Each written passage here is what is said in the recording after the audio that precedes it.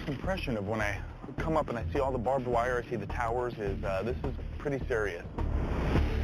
My father worked in a prison, but he never once spoke about what happened at work, and he never brought his work home.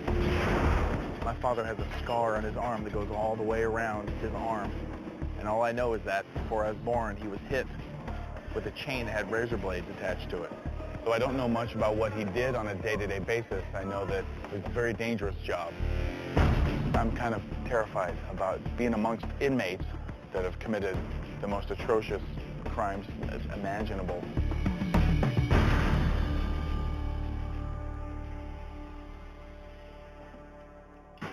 Lieutenant Dan, Kurt Dowsett. Kurt, we've been expecting you. My name is Raymond A. Din. I'm a correctional lieutenant here at Calipatria State Prison. The level of violence at Calipatria is very high. Inmates will attack staff members on a regular basis.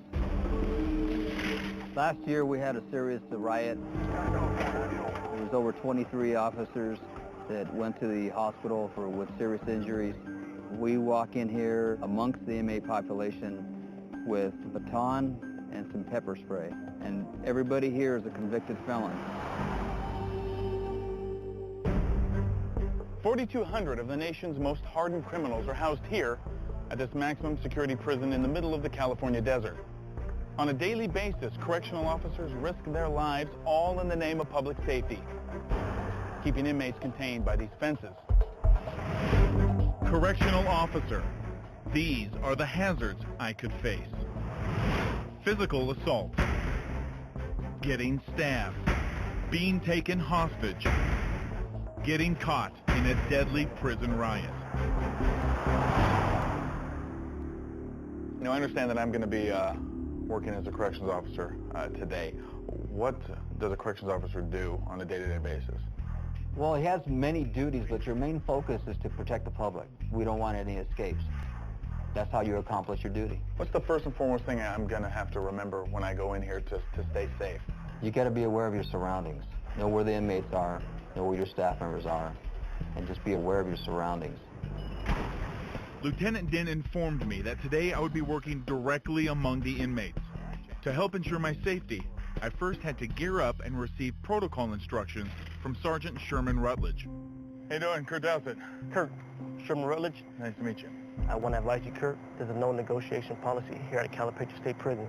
No negotiate? What is that? I don't even know what that means. If you're taken hostage, and in any situation, we will not negotiate, nor will we jeopardize the safety and security of the institution. So if something bad goes down and they take me hostage, that means, like, if they make demands, you're just going to say no? We're going to say no. Under no circumstance will we negotiate for the release of any inmates. All right, so is there anything else I need to do here before I... Prior to entering, Kurt, I'm going to provide you with a stab-resistant vest. It kind of hits home when they say, we're not going to negotiate for your life at all. It makes you feel expendable, not necessarily something you want to agree to lightly. Tower. There we go. Once I was cleared for entry, I was escorted to Cell Block A for my first duty as a correctional officer, feeding the inmates. How you doing? Kurt Dowsett. Officer Moore. Basically, the way I try to conduct myself in here is try to treat the inmates how I would want to be treated if I were an inmate. I try to put myself in their shoes. At the same time, you have to watch your back. The danger will come when you get to the cell door, because some of the cell doors, they have light covers and stuff up where you can't see inside the cell. You want to make sure the cell is well lit so you can see both inmates inside and see their hands or whatever, so they don't try to stick you through the cell.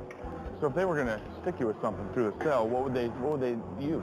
They have spears, weapons where they try to pull you into the cell, blow dart guns where they blow it outside the cell and can stick you.